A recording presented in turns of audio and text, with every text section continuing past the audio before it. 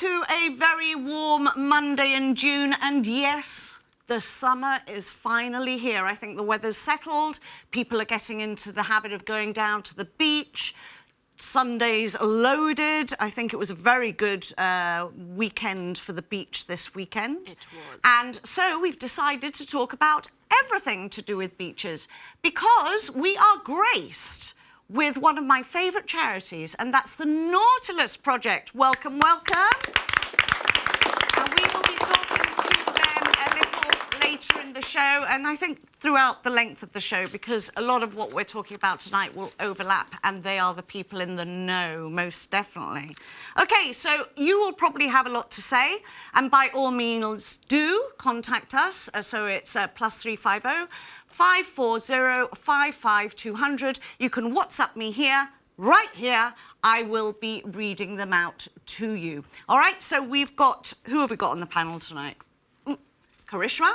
We've got a new face, but only not new to the Powder Room, but not new to GBC, because you've already graced our screens with a cookery programme recently. And I've got another show coming up with Amber. Ah, you're doing the Amber one as well. So Daisy, and of course Susan. Hello. We couldn't not have you on this show because oh my God, entre la playa, el verano, la caleta y los clips que ponen el eso. Let's start with you actually, because the beaches are getting very busy. Yes, and I noted one of your little clips that you posted on social just yesterday. I did see it. Things are already starting to happen. First day, first big Sunday, and already we had the Mamela terror of, you know, a little boy nearly drowning and locals having to jump in again. And la verdad que it's something that is every year the same. You know, it's like we never progress. We say about it, we shout about it, we get a sign up, it goes rusty, stays there. You can't really see it. If you're a tourist, for sure, you're not going to see it. We need danger right at the bottom that people are aware. Y lo que pasa es que you sit down y está all the time worried about the tourists that are going to walk there, because you know the locals will do this, but the tourists won't. But that begs the question, where are the lifeguards? So the lifeguards walk, that's right, but when it's a specific weather, like it was yesterday, where the swell was very strong and the waves became very wavy, it wasn't red flag, and I enjoyed myself thoroughly because I love the waves, but it was very, very strong. So what happens is that the lifeguards are up and down, and they maybe not come as, I don't know, the lifeguards are lovely, por eso no me gusta hablar más de los lifeguards, because they really are lovely and they really do walk around, and the head lifeguard, lovely guy and really nice, but maybe they're not aware of the danger of La Mamela, because that is really where it, you know, where it comes from. And in the past years, we used to have a rope just put there. And that actually, we've used it before. When somebody was in trouble, we'd throw the rope and 2 or 3 men would, you know, I mean, one year I was 7 months pregnant and I had to jump in for tourists. Yeah. ¿Sabe lo que digo? It's a bit crazy because you put your life at risk and we're not, you know, professionals. That's an issue, isn't it? The tourists, because local will get to know the terrain and the sea. But also so easy to slip in if you're not really aware. So it can happen to anyone. And this was a little boy, must have been about 11 years old. And he was from the other side of the beach, so his mother doesn't even know that he literally had a very close call. It was very scary. But he's okay. He was okay. He came out, they brought him out, but there was no lifeguard around. So we've said that at that end of the beach, we really need a lifeguard post, at least with a whistle to blow. By the time we run for the lifeguard, God forbid, there's a bad scenario. Right. So there should be something. They need to sit on the beach. Look, and the truth is they should have radios. Make it más fácil. Have somebody there where we go to changing rooms. There should be a radio that we could literally just call. It's such an easy thing. Yeah. So that was a really, it was very off-putting and it was very scary. And the thing is that we ask every year, we say the same thing. So the Caleta is not really ready. And the mats going down to the beach have not put on. So we have Lucy, who has her darling mum, you know, who she can't go on with her wheelchair. The other side does have. My side is a little bit abandonado. Right. Poquito That's abandonado. interesting. Poquito abandonado. You know, it's clean at the front, dirty at the back. Yesterday that it was a Levante day, we had to sit at the back, and it was like my granddaughter, I'm like, what is she playing with? I'm not even going to say. It was disgusting. She'd bring up, you know, it was dirty, it was dangerous. So We are a ready, bit but left. not ready. Not ready. Okay, well, we'll come back to your opinions Yeah. in a second, but first I just wanted to give some context. So we have mentioned before on numerous occasions, Gibraltar is a very hot country. We have very long summers. The British and other tourists often go searching for that winter sun, and they would come in the month of May, for example. And we say, why is it never that we've got an earlier and later bathing season? Well, government did actually change the bathing season date and brought it forward to the 23rd of May. So about 5 or 6 days later, to give you some context for what you're about to see, I took a trip down to my favourite beach, which is Sandy Bay, and often the one that people most complain about and have issues with, versus our most populated beach, which is Eastern. Take a look. Most of the beaches, if not all, are ready to go. So I'm popping down today just to look at one beach in particular, because this one isn't ready, that has these constant issues time and time again, whether it be parking or access, and especially for the disabled. And there's very, very little movement here in the way of it being more positive and something or someone doing something about it. And of course, that's Sandy Bay. So I'm already on that dreaded hill, which is a nightmare. I'm wearing sandals. It's not the first time that I've slipped down this hill, and it's good to see that there's actually a railing that's been added on here. That does help. But if you can imagine bringing down prams or wheelchairs, it's extremely steep. Well, it doesn't look very ready. Chiringuito's open. Beach looks quite clean. They've tidied up, and that's a good thing to see because we reported on this before. They've tidied up all this area of sacos where people put their chairs and umbrellas and all their private stuff. That's looking tidier. That area at the top is still an eyesore. It makes you wonder, because I think a lot of people don't know what the legalities of this building and this road, if you like, are, and who owns them and who's responsible. The people who own this little tuck shop actually do a great job in renting out sun loungers and umbrellas. Ask at the kiosk for hire. So you can do this on Sandy Bay.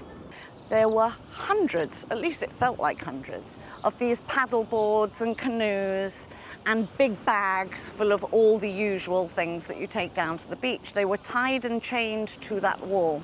A little bit of an eyesore, but it made me wonder again about this building, who owns it and how we could come to some arrangement. There is little cubby holes, as you see, under each and every one of those balconies along that way. Wouldn't it be a great idea if we could rent them and enclose them? They make great storage rooms. I mean, oh, we've got one working, but this one is not. Oh, we've got a dribble. And I don't know whether you've ever had to push a buggy with a heavy child and all your bags through sand, but this is a place that works. And it's covered with sand, and this is a place that doesn't. So these are the kind of things, you know, that dirty word maintenance, that we need brushing and sweeping every day. I've only just realized that there's toilets up here. There's virtually no signage. For a tourist, there is a sign there, if you find it. There's no arrow. So if we just look behind me, up these little steps. Does this look like a toilet or changing room? Could be anything really, couldn't it? I have to say that it actually smells very clean. Of course, this isn't a Sunday. There's changing rooms, and yeah, it's looking pretty good. So we've come down to possibly the most populated beach in Gibraltar, and that's Eastern Beach, and I wanted to give you the flip side. So it's actually very positive. I mean, we have to be fair and consider that we've been battered by unusual storms this year, and there's still work to do, because there is, and it's possibly a long-winded thing. There'll always be work. But to just sum it up, the toilets and showers are open and ready to go. We've got, I can see, 3 lifeguards up there ready to go, and it's a quiet day at the beach today. We've got all the equipment for our disabled community to use, and the mat is down and ready to have access to the sea. Are there things that could be better? Always. But Eastern Beach is ready for the summer. So there you go. But, and it's a very big but, since filming that, I have been steadily watching social media and the Chronicle and more. And still, there are people that are coming up and complaining about, and rightly so, about the state of the beaches, them not being ready. There was very big up in arms with the Disability Society because it isn't as it seems. The government, in turn, had to apologise for that.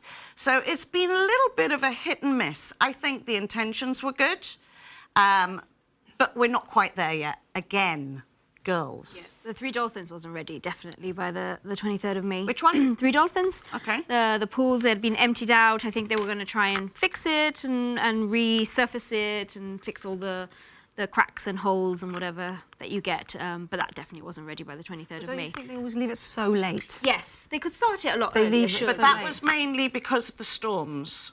But the storms were done by February. It has been unusual, and we'll talk Yeah. to Lewis about that. I'm sure he might agree with me that it has been unusual. Climate change is a very real thing, and it's knocking on our door every summer and every winter, and people aren't paying attention to it. There have been unusual amount of storms in I Gibraltar agree, this year. but they were and done a lot of by water. February. I think they could have started a bit earlier, especially if the idea was to get the beaches beach ready Yeah. for the summer seasons, the bathing season. There's a lot of kids. Now they've changed the summer hours, and there just needs to be more for children. And the summer situation that we have in Gibraltar, we have a lot of beaches, we have pools, we have clubs.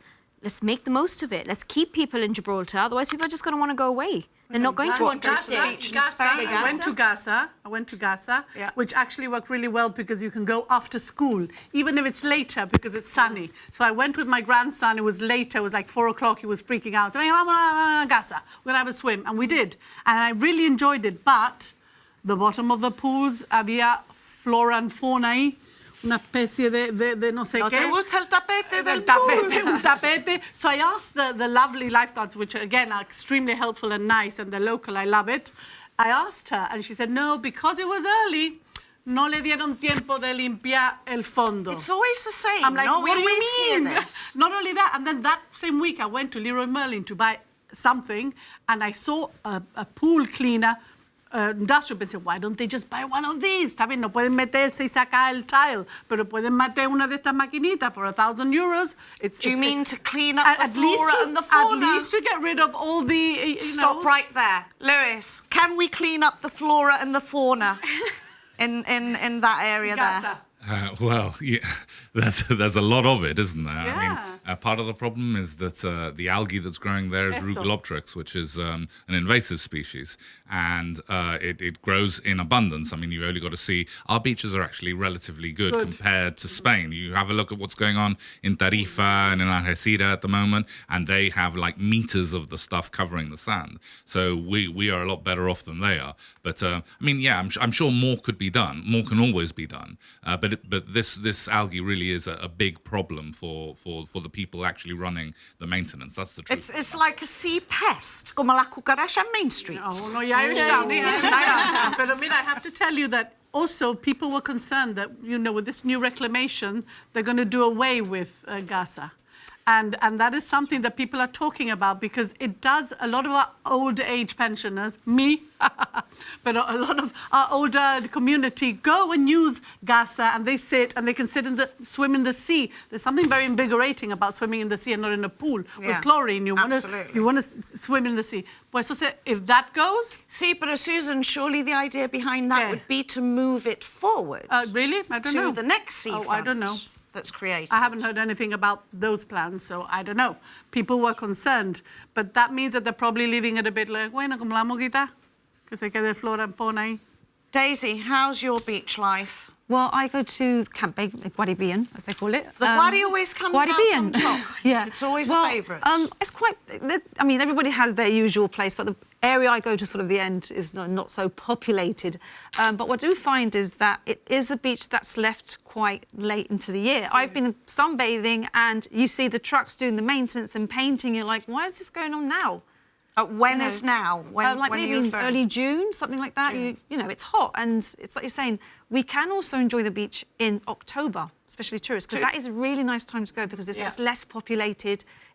We get lovely weather in October, and like you say, we don't have that maintenance going on then. But I have been at the beach in early June, and you see like a truck going by, and you're like, oh, do I have to move my towel? No, don't worry, you're fine. And you're like, why is this going on now? You know, it should have been happening in May. Like you said, we don't get the storms in May. And I do understand the storms. I mean, I think the Guari gets hit really hard with the storms, all the pebbles and the big stones that it brings up. It does get hit very hard, El Guari, yeah. But the Guari, actually, I was reading online on social media of people's feedback of the Guari. And by all means, folks, do write in and correct me if I'm wrong or you have a differing opinion. I mean, I don't use the Guari, but it always tends to be the beach that is the best maintained and has the best amenities. And people rarely complain about very much there other than this time, which was the painting of the pool was happening very late on and the paint was peeling off and the surface felt very slippery in the pool. I mean, apart from that... I was going to say, I think the pool is I think it's good in my opinion. I mean, my mum would rather I tell her, let's go to the pool, don't go to the sea, because then she fell actually last year. And it does have the disabilities, you know, access, which I think it's amazing for older people. So I think the pool situation there, I think, in my opinion, is fine. I mean, I never heard any complaints there. I haven't particularly have any complaints. The only thing I would say is, this is for the public, though, is that if you've got children who are still potty training, because then they don't put the nappies up for the pools, and then they have to close it, which is, I don't have little children anymore, but I understand what a nuisance it is for parents that have younger children. That happened several times last year in Nuffield Pool. In Nuffield Pool as well, which is not fair for everybody else that wants to use the facility. You do get children who are potty trained, but they're too excited to go to the toilet when they're at that age where they are potty trained. And then but there are swimmers that they can wear. Yes, but they are potty trained. Yeah. It's just, but if they have an accident, at least it would catch it, no? Yes, I'm definitely. thinking. You also get children who maybe cannot be potty trained, or, you know, they can wear the nappies up for the you know. They're not that great. Well, my children used to use them when they were little. Yeah, I don't know how... Mine did, but I don't know, they're not the best. I mean, to be fair, I don't think they can be. They do what they can do, but... Yeah, not for long periods of time. Not for places like Jib where they're constantly in the pool. So what about your beach experience? You've got older kids, they tend to go off on their own. They go off by themselves. In fact, my eldest I think he went both to Caleta and to Sandy Bay this weekend on different days. Happy? And I asked him which his favourite was, and he said Sandy by a long shot. He felt it was much cleaner. He felt Caleta, like you mentioned, was very dirty. He came back and he said he felt dirty. Well, he didn't. He went on the bus. They are bringing back the bus shuttle. See, but a bus park shuttle at Europa again. Point. Well, that's what I say. Is the number four and you're hot and you just want to get home? But is the number 4 bus running? Because it's not on the app, and I haven't seen it. No, they took it off. So then there's no bus from the west side to the east side. You have to It only runs for a certain time. So you're supposed to park at Europa Point where it's free parking, and you travel on the bus between 12 p.m. and 3 p.m. But that's the beach bus. But there was a number 4 that went from 4:30 till 7 all the way to Sandy. And then there's the That normal number 4, buses but that's that do not their running. routes. The number I'm 4. not a bus person. Well, hello, there's a look at bus again. Gibraltar is part of, well, parking, going with our cars is part of our culture. One of the beach is part of our culture. And I think it should be something that is on the priority list of our government. It should be perfect, fantastic for us. That's our summer. Ahí estamos todo. Our children, our grandparents, everybody's there. Yeah. And it should really be top, la verdad. It's Sandy Bay, though, isn't it? The access to Sandy Bay. And there should be is more parking for Sandy horrific. Bay. Lo But pobre de Sandy Bay. when you think about the Gaja. Disability Society and their gripe with this, and obviously what will come to us, because the older we get, the more Claro. restricted with mobility you have, why do they have to only have 3 beaches to choose from? Why cannot they go to Sandy Bay when so many people... They may have grown up on Sandy Bay. I can't go to Sandy Bay. Me duele la rodilla. It sounds ridiculous, but I can't go La down the Calais All steps. Hill. I can't go down the steps, and that hill, con los pies sin, kill my knees. There So- has to be a solution. I There can't go. has to be a Well, solution. more could be done for Western Beach as well. We kind of forget about Yes, Western Beach. Let's not forget Western But The Beach. water's a lot better in Western Beach. Sometimes, not when better. they have the overflow. Sometimes from La Linea, and they have the drainage. Goes out into I that used to side. That's go also a lot, actually, happening with in my Little Bay. children. Yeah, go. And I stopped going because even though they check the water and they say, oh, it's fine today, I'm worried about, I don't know if you, Lewis, you can help here with this, but Yes.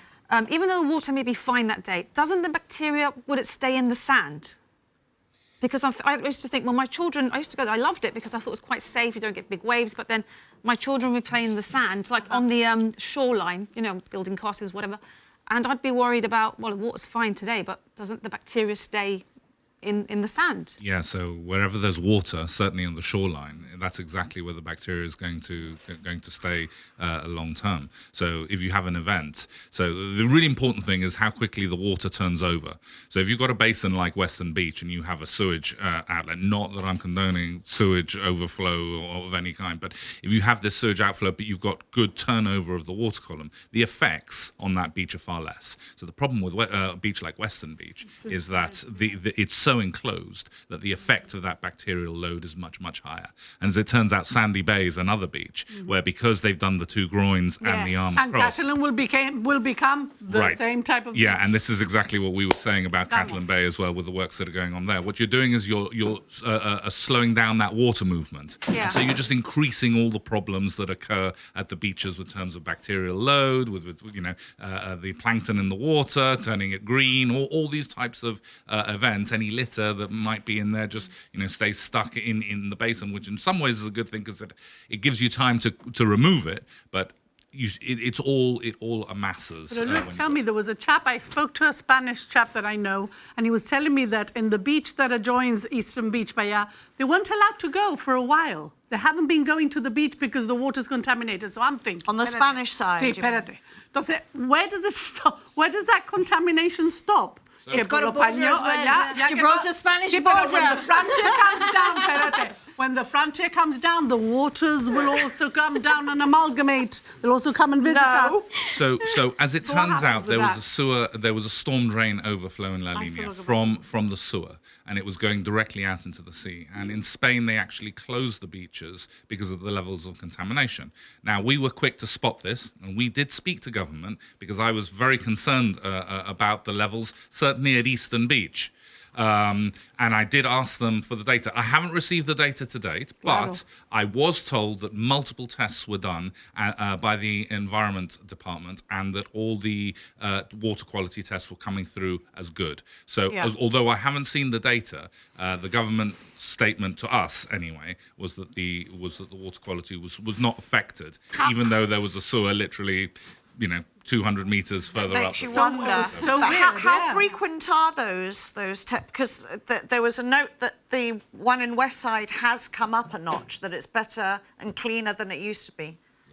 I mean, I can't speak for how often government and the government schedule for water quality monitoring. I know that it is done on a regular basis. Whether it's enough, is a question that I would bring up. I think we can do a lot more with water quality, but it is done frequently, and that's a good thing. And the fact is that the water quality appears to be improving around Gibraltar. I'm not quite sure how. But that's certainly why. well. It's what the numbers say, right? And unless you question the numbers, it is what the numbers are saying at the moment. Yeah.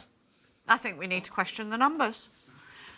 It just proves with these groins and stuff that the importance of tides and of currents to be able to kind of move that water and everything else to keep it clean.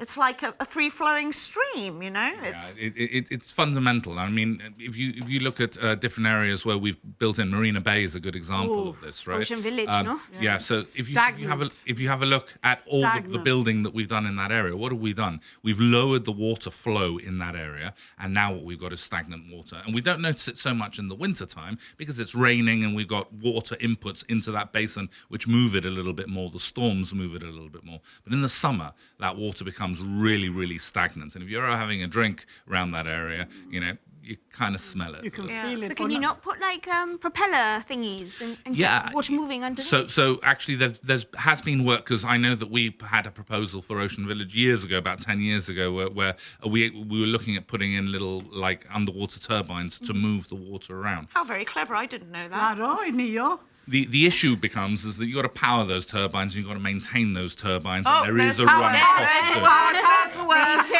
word. So isn't it just better to build into our design of these marinas and these ports and things good water flow? Because then you eliminate the problem from the word go. Absolutely. Forward planning is the way to go. We are going to have a quick short break, guys, and we're going to come back and chat to you some more because I'm already fascinated. See you in 2 minutes.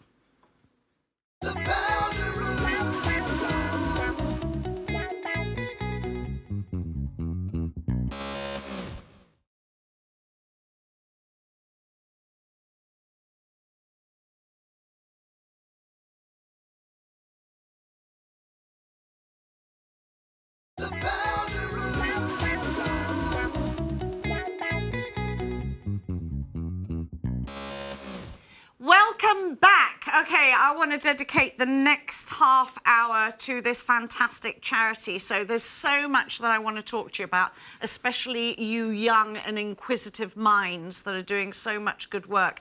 And we have to say, actually, Lewis, your wife, mentioned that she was going to bring a choir in, but unfortunately it does run a little late and they've got school tomorrow. But you are actually now in the 10th year of this incredible, I'm going to clap. Incredible. Me too. Well done. Headed, of course, by our favourite marine biologist in Gibraltar. Do people still say we're on an island? Yes. Oh my God. It's incredible when you think about it. So I want to talk to you guys, okay? So there's so many things I want to ask. I just don't know where to start. So I'm going to throw out there seagrass. Tell us about seagrass. What's it for? What's it thriving for? How we need it? What function it has in our ecosystem? Somebody answer my question.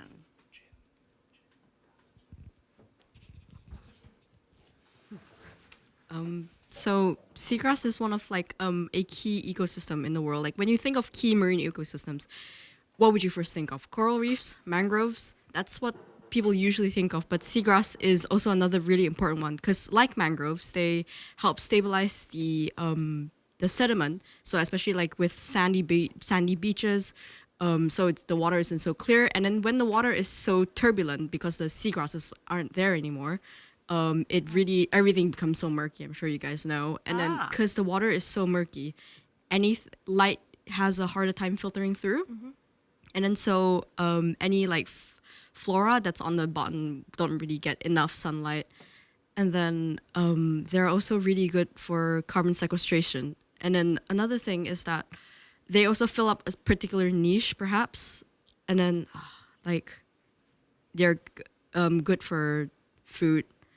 Well, the environment is good for what? Seahorses? Yes, for habitats, for example, they are good for seahorses. Do you guys get seahorses here? Well, we want them if we don't have them. Yeah, they're good for seahorses, but not just seahorses. They're a good habitat for just a lot of different things in general, because you've got like the roots, you've got the blades, so there are different like niches, there are different spaces for different organisms to like. So it's like a block of flats. Yeah. Okay, and there's a cafeteria on one and a gym on another, and they all go to different areas for different things. Think of Nemo, Finding Nemo. I'm fascinated about you. What are you doing in Gibraltar?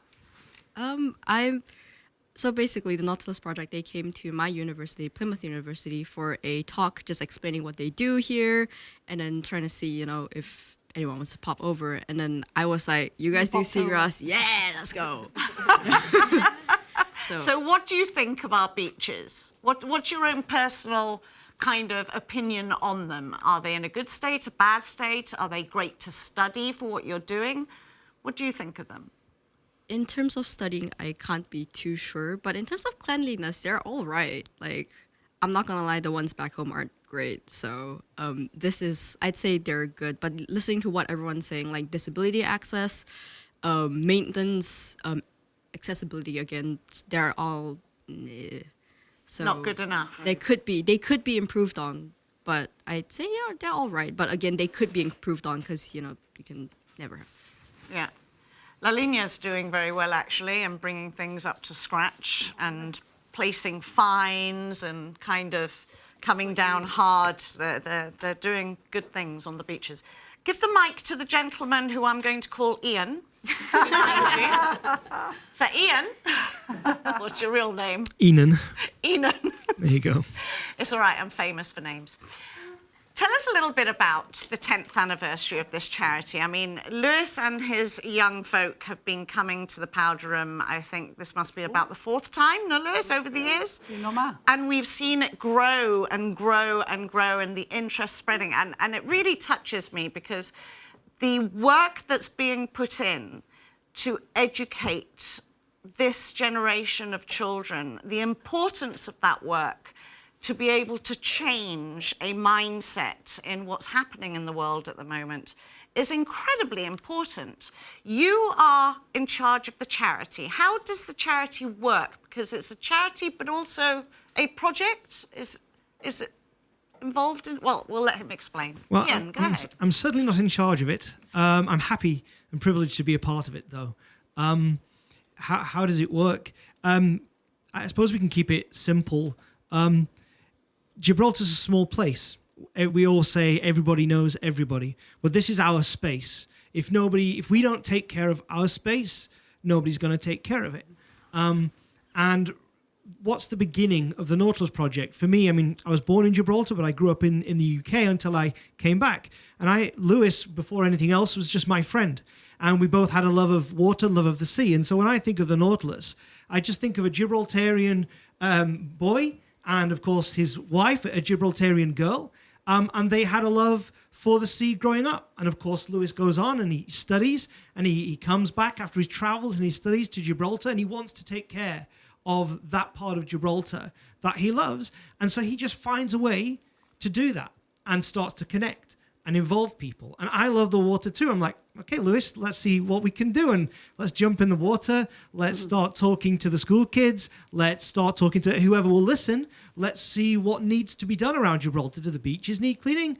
Well, who's going to do it? If you wait, nobody. Someone has to take that first step. Yep. And so I think Nautilus has taken a lot of first steps, just connecting with anybody and connecting with, like, the beach cleans, connecting with companies, groups, clubs, organizations, pitching in. I mean, it's cliche, right? But if you spread the work out, it's a lot lighter for everybody. Mm-hmm. And so people getting involved and bit by bit growing from the educational side of things. And we still do the school talks. I don't know, when was the last time there was like a boat trip? We used to do some boat trips. They're a little harder to arrange, but people who wanted to go out on the boat trips, getting people fascinated. So, there's a lot of, I don't want to say ignorance, it sounds too negative, but people just aren't aware of how beautiful and how precious the resources that we have here. Now, I know perhaps there are some very well-traveled people who've had the chance maybe to think about those tropical things that you might see on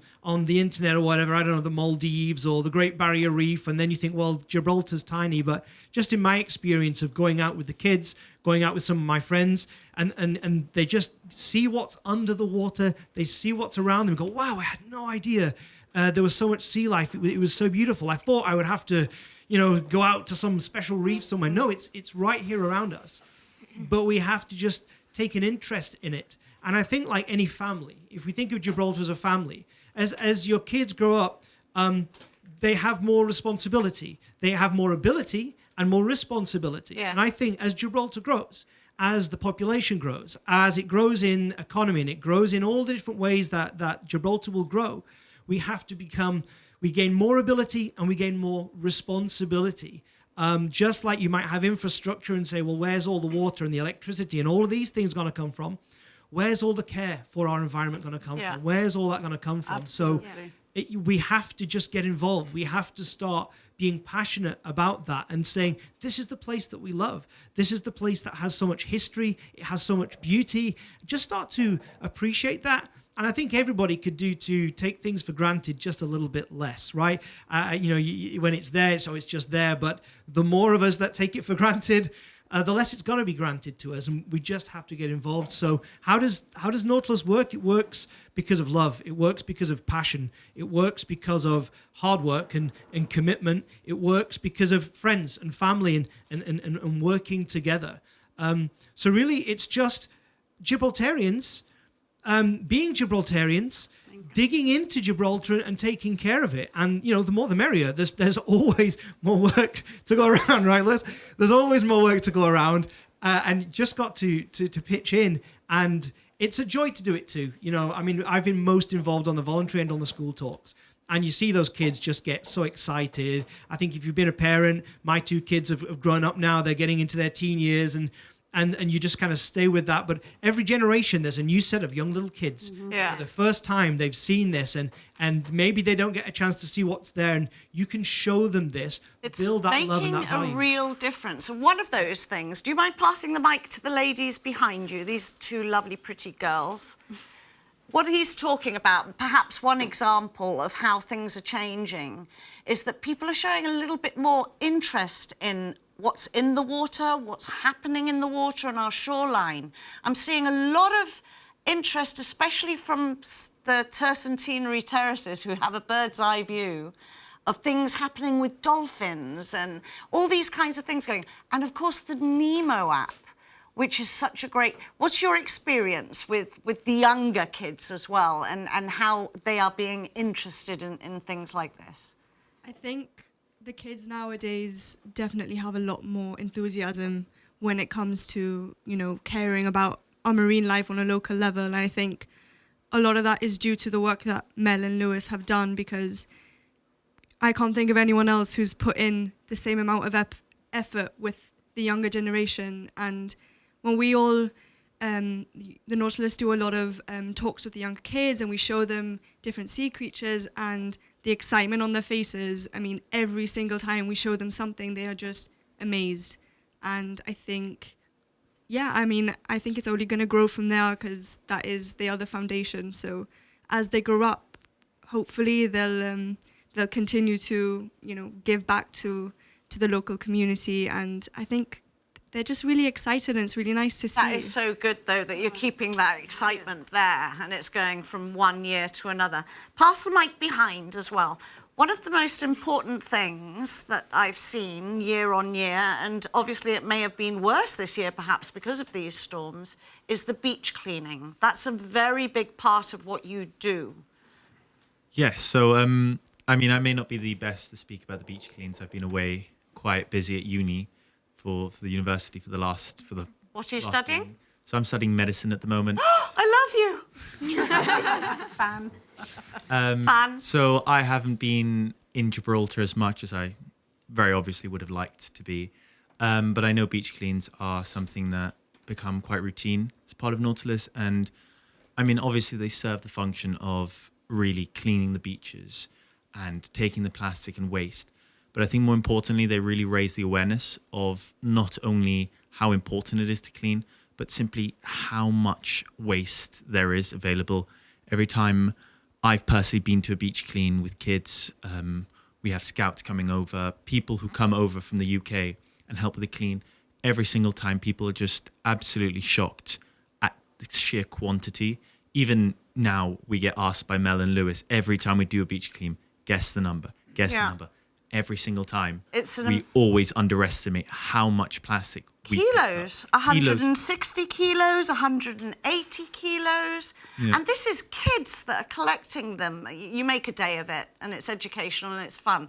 But on the flip side, I often feel a little bit annoyed too, because I know a lot of that comes in from a sea and a storm, but a lot of it is also because there's no civic pride and people just leave their rubbish behind. Yeah, absolutely. And I think just to add to that sort of civic pride, which is just going back to the education point, something that we're seeing in Gibraltar a lot, kids are actually being the front sort of star members of that civic pride of trying to take care of Gibraltar. And I greatly attribute that to the work the Nautilus have done with school works, outreach programs, all of that, these beach cleans.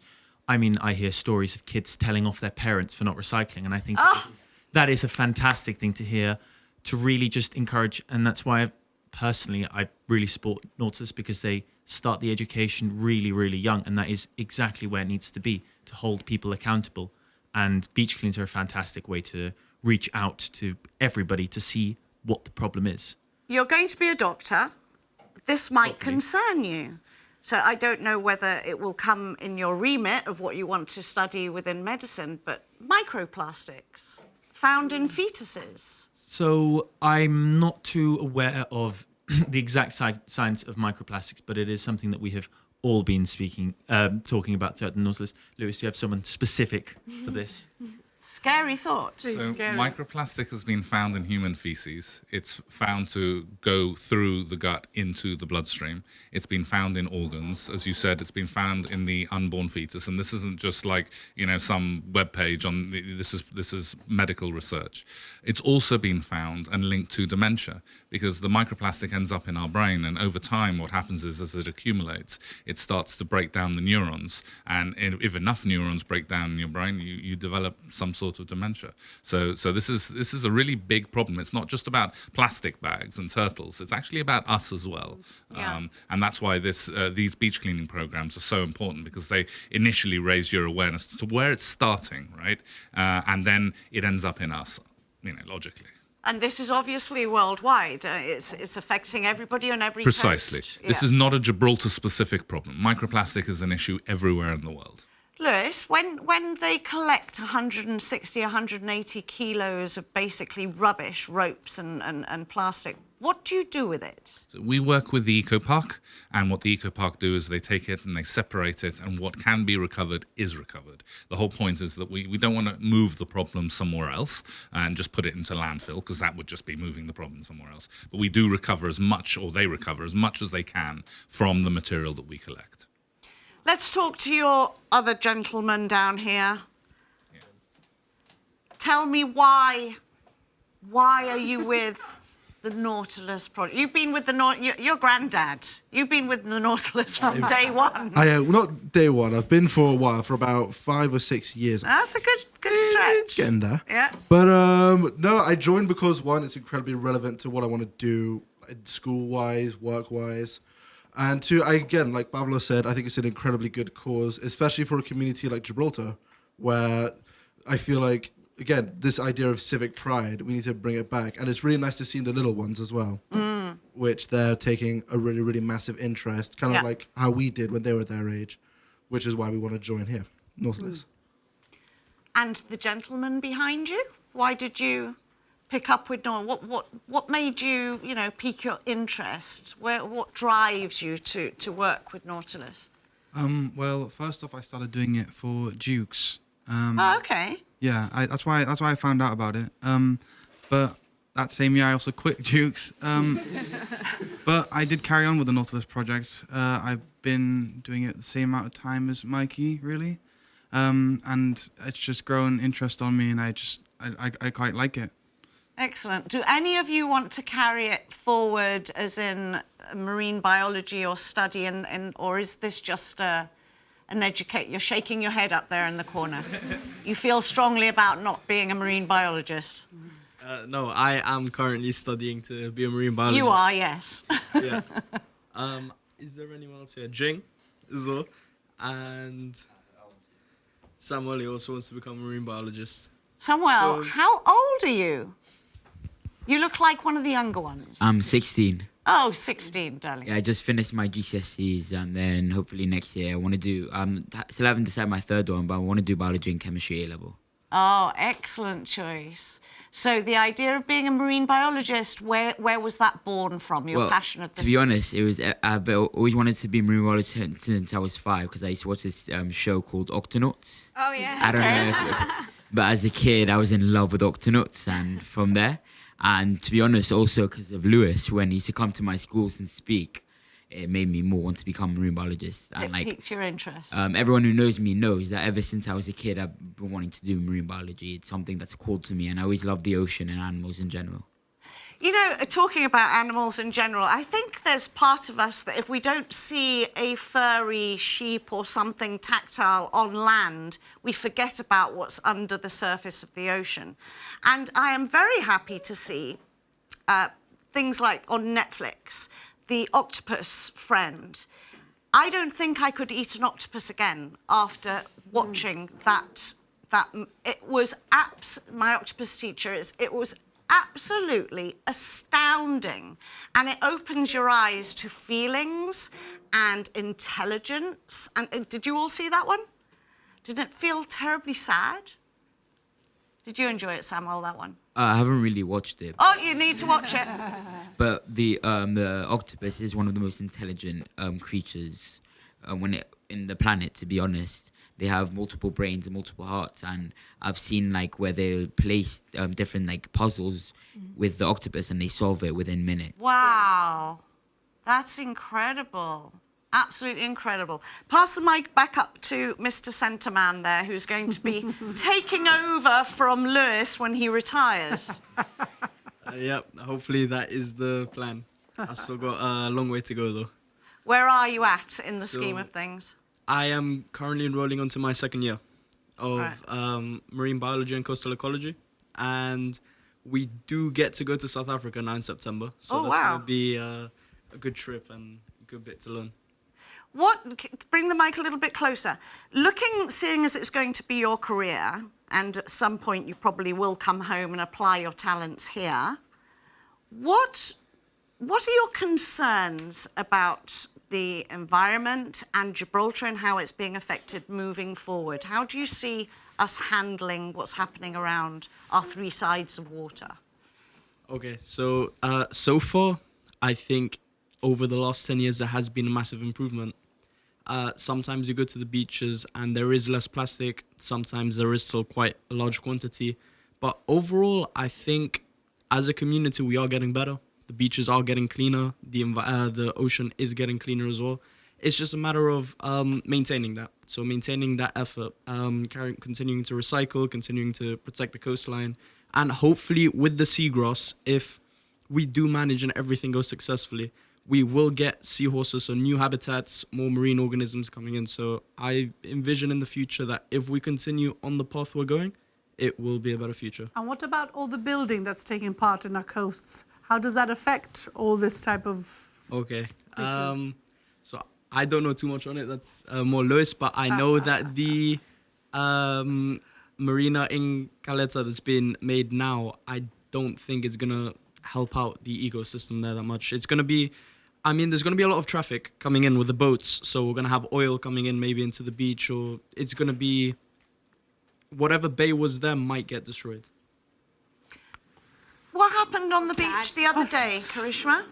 With one of their wonderful incentives. I saw on your Facebook page, somebody took the crate that you had with toys for children, and they had moved it and thrown away the toys, and I think that's awful. So for a number of years, we've been running the beach toy library, and as an effort to reduce the amount of plastic brought onto the beach, especially like with buckets and spades and all the little like moles that children use.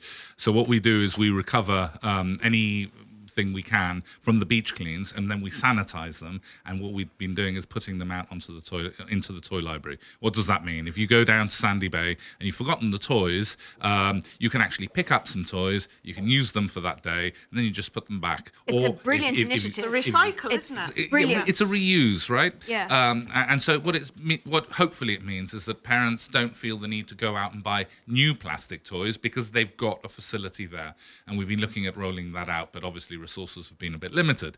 And what's happened is that somebody has taken it into their own hands. They've thrown away the toys that we've collected over the winter period. They've actually damaged the toy library and moved it to use it as a bin holder.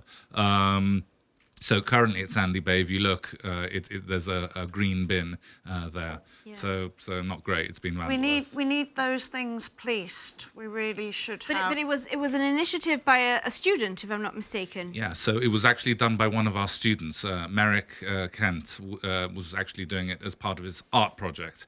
And so he built it, he designed it, he painted it, he actually deployed it for us. It seems such a shame that the amount of negative feedback youngsters get for not looking after Gibraltar, for not having civic pride, and when somebody takes that initiative and does something, it gets destroyed. Yeah, absolutely. We're very upset about the toy library because now we got to pay to repair it, and in fact, I believe we're moving it off Sandy Bay altogether because we just can't have it be vandalised like that. That's ridiculous. Talking about our coastline, which is constantly changing and evolving. One of the big subjects now is the Westview Park area. Have I got the right place? Is it Westview Park?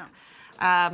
That's a very large piece of coastline. What are your concerns with that one, Lewis, if any? This is a tricky one. This is a tricky one because, for me personally, if we're going to develop anywhere inside the port, which is less biodiverse, is probably the best. Is probably the best place to do it, right? But any coastal work has its effects on not just the marine environment, but also our people, right? And the problem with Westview Park is that you're literally developing quite a big development right next to people's houses, just like they're doing in Devil's Tower Road and all the rest of it. It's a lot of construction, it's a lot of development right next to where people are trying to live. And of course, if it starts at 8 in the morning and finishes at 8 at night, like the piling on Devil's Tower Road, this is the sort of thing we're importing into people's lives daily. And it affects them, obviously. And it also affects the marine organisms that we have in along that coastline. So, for example, one organism, Patella ferruginea, which is the ribbed limpet, which is a protected species along our coastline. I don't know the exact number, but there's certainly hundreds of those limpets all along that rocky revetment. Well, they need to be moved at a cost. Is anyone going to care? Will they be moved or? I believe, they are, but at huge expense, right? It's not a cheap thing to do. Expense of the government. Yeah, or the developer, whoever's actually taking on the project would have to take on that cost. Yeah, exactly. We mentioned before one of your youngsters who used that initiative as part of his artwork, and we've got... Annika. Is it Annika. Thank you for helping me. So, you've done, these young minds, they can be very, very creative. Yet another initiative. What's the idea behind yours? For Design Technology GCSE, I created a box that raises money for the Nautilus project. Excellent. And the idea is, I'm going to come over there and join you.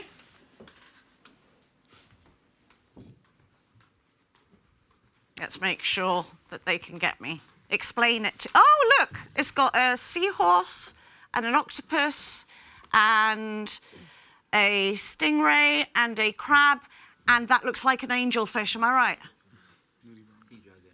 A what? Sea dragon. Sea dragon. Bueno, mira, 4 out of 5. Not a mal, no? Budge up. Let me come here with you. Okay. It's beautifully finished, by the way. Do you want to come and do some furniture? That looks amazing. So the idea is that I get £1. Yep. And I slot it in at any point. Yep. And it Can enters... you pick it up slightly so that we can get a better shot for the cameras? We'll put it on my lip. Wait, it needs to be angled so the coin... Okay. Yeah. So there's a whole slot at the top, and I can put it anywhere, yeah? And just watch it go. So it enters one section, and I don't have them here, but I have keychains that have that animal, and the person would get a keychain. Oh, but you haven't brought any, so I'm not getting anything. No, sorry. Boo-hoo. I'll try again. Oi, ¿y ahora qué pasa? That one's got stuck. Oh yeah, that does happen. You'd have to shake it. Oh, the octopus, my friend the octopus. I love it. So where are you going to have this displayed? Normally, don't you guys go on like trips around? So maybe in schools when they show like sea animals to people, maybe they can place it around and they can. Would you take this down to the beach and just say, hey, have a go, raise some money? Maybe if someone was taking care of it, because it is someone lovely, might steal yeah? the money. Did you actually build this? Yeah. As in the carpentry work and everything? Yeah, I did it for design technology. That's amazing. And I love the wallpaper inside. Oh, it's paint. Oh, is it paint? Did you paint that? Yeah, it That's took a long time. incredible. Oh, you've done an amazing job, and yet another great initiative. Mina, maybe on the reception of hotels as well for tourists. Let's educate them too. Yeah, maybe. So this is what you've done for the Nautilus, but why are you involved in Nautilus? I've always seen the Nautilus project in my schools and online as well, and I just wanted to help out. And You wanted to get involved? Yeah, for design technology, I had to pick one of 3 topics, and one was supporting charities, and I thought Nautilus project was the best one. That's the one you loved. Okay, so well done, eh? This is Thank great. you. Let's take care with it. Ya que estoy aquí, Lewis, tell me all about your fabulous day, because I know that King Charles is a fan as well. Yeah, so we got a mention in the King's speech for the restoration work that we're doing with the seagrasses. So that was very important He's recognition. such an for us. environmentalist, isn't he, my Yes, king? he is. Love him. That's really, really good that he's backing you up. I think that's very important as well. But you also had a really big awards ceremony, didn't you, in the Sunborn? Our World Oceans Day thing. So this is the culmination of all the work that's done throughout the year. The teachers, which work very hard on all these different projects, put together either class projects, individual projects, class projects, year projects, or school projects. Right. And what we do is we try and give credit for all the amazing work being done in our schools to educate children on marine issues. Okay, well, it's nearly time for us to go home. It's been such a pleasure having you guys. And again, Lewis, you're a mine of information. Let's say goodbye this way for a change. So we are back again next week, same time, same place. But perhaps it's a moment just to reach out and say, isn't it? Look after our beaches, look after our shorelines, look after our animals that live within our home. It would be a great thing for all of us to become more aware. And listen to your children, because I think they've got their heads in the right place with this man at the helm and all of these young people up and coming in Gibraltar looking after it for us. We all need to try harder. Enjoy the summer, enjoy our beaches. See you next week. Good night.